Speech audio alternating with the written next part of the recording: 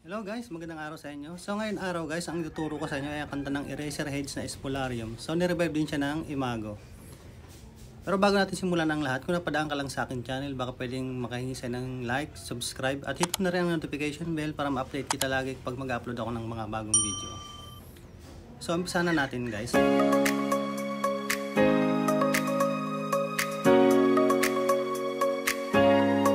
Mga chords natin sa verse.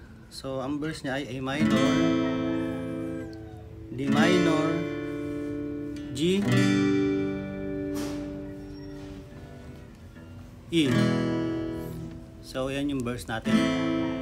D minor, A minor, D minor, G, tapos E. So, yung verse na yan guys, yan lang din yung magiging verse nyo hanggang matapos. Hanggang matapos yung kanta. Sa chorus naman, ang chorus natin ay A, C sharp minor. So may flat siya guys, kailangan matuto tayo mag flat guys, kasi kailangan talaga natin yan. So parang B minor lang siya guys. Ang sunod dyan, B minor. Pinagkaiba ng C sharp minor guys ay dito siya sa 4th fret. Sa 4th fret yung magbabar. So kapares lang siya ng position ng B minor. So yan, ang chorus natin ay A, C sharp minor, tapos B minor, D minor, tapos A. Balik ulit sa A. So kanta natin guys. So ang strumming pattern niya pala ay down, down, up, down, down, down, up, down.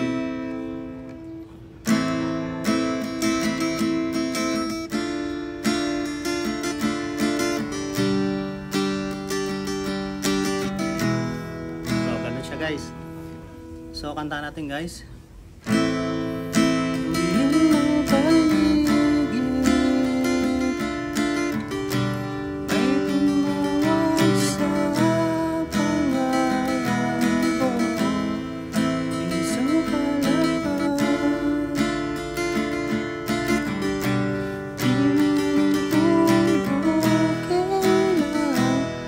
So kasama kasi ito ng verse guys. Dito tayo mag-F tayo dito.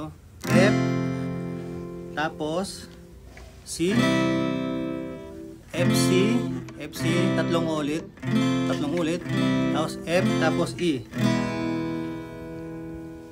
So tandaan nyo guys, tatlong ulit sa F, C, F, C, F, C, tapos pang-apat F, E.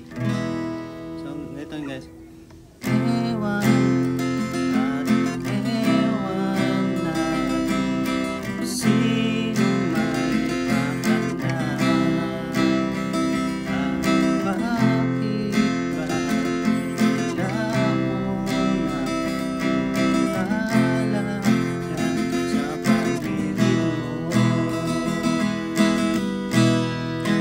Napapasok yung chorus guys.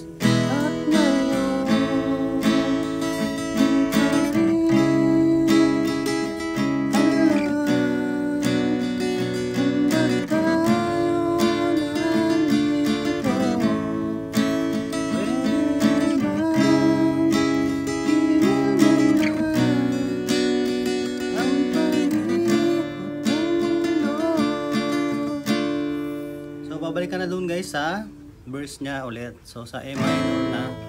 So balik ka na ulit sa verse niya. Yun lang naman yung verse niya ulit. Ulit lang yun. Tapos yung sa parang instrumental niya na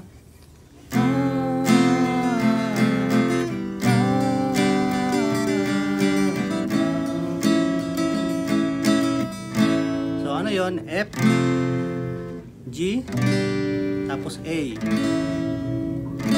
Tapos pangalawa F ulit, tapos G, tapos E na, E. So kanta natin.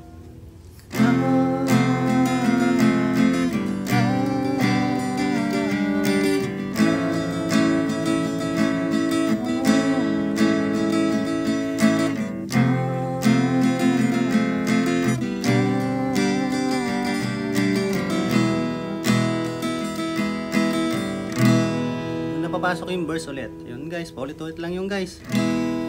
So hanggang dito lang guys. So, ang tip ko lang guys, mag-aral kayo ng barcodes. So nasa card, nasa ilalagay ko naman yung mga position ng barcodes dyan sa video. So, i-post nyo na lang para makita nyo rin yung barcodes. So, yun guys, hanggang dito lang. Thank you!